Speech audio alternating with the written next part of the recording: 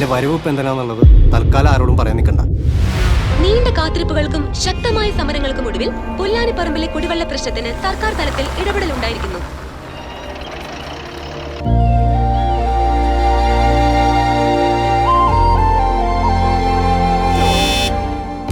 പെമ്പിള്ളേരെ കാണുമ്പോൾ ചൊറിച്ചിൽ നിർത്തി കബഡികളിൽ ജയിക്കാൻ നോക്കണം. ഇത്തവണ കബഡിക്ക് ആ ഗോവിയും ടീമും പുറത്തുനിന്ന് ആളിറക്കണ്ടെന്നാ കേട്ടെ. കബഡി കബഡി കബഡി കബഡി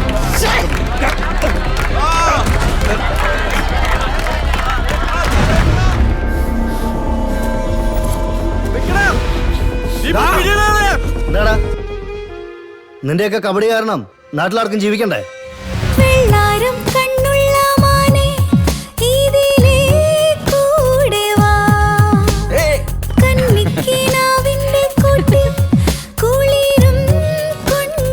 എന്തിനാ ഗോപിയായിട്ട് എന്നും ഇങ്ങനെ തല്ലും വഴക്കും?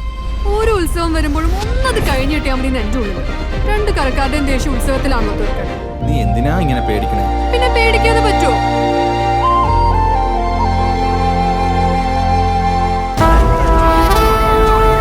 ദ്വാരക ഫിനാൻസ് കേസ് ഓർമ്മയില്ലേ?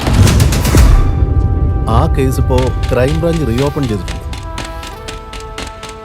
നാളെ നേരം വെളുക്കുമ്പോഴേക്കും കിഴക്കനാട്ടുകാരെ മൊത്തം നിറയണം അവനെതിരെയുള്ള പോസ്റ്ററുകൾ. ഇതിൽ അത്യാവശ്യം ഡ്രസ്സും കുറച്ച് പൈസയുണ്ട്. തൽക്കാലം നീ എങ്ങോട്ടെങ്കിലും മാറിയേക്കും. ഞാൻ കേസെടുത്താ നീ അടക്കം സകല എണ്ണോ അകത്ത് കിടക്കേണ്ടവർ. കാസി, ഞാൻ മുന്നിൽ നിൽക്കത്തേ ഉള്ളൂ. പിന്നെ നിന്ന് കാര്യങ്ങളൊക്കെ ഓപ്പറേറ്റ് ചെയ്തേക്കണം. പോലീസ് അറസ്റ്റ് ചെയ്തു. അല്ലടാ, ക്രൈംബ്രാഞ്ച് എസ് പി ചന്ദ്രബാബു ഇവിടെ നേരിട്ട് നോക്കിയതായിട്ട്.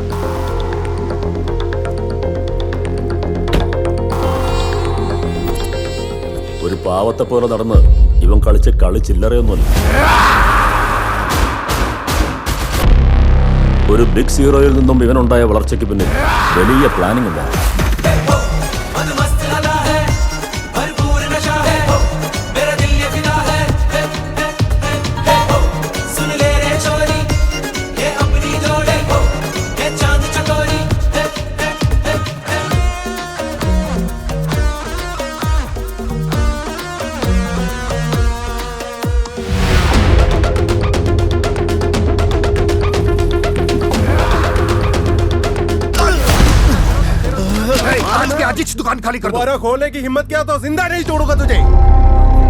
സക്കീര പ്രതാപിന്റെ ആളുകളോട് എതിർത്ത് നമുക്കൊന്നും ഇവിടെ ജീവിക്കാൻ പറ്റില്ലെന്ന്.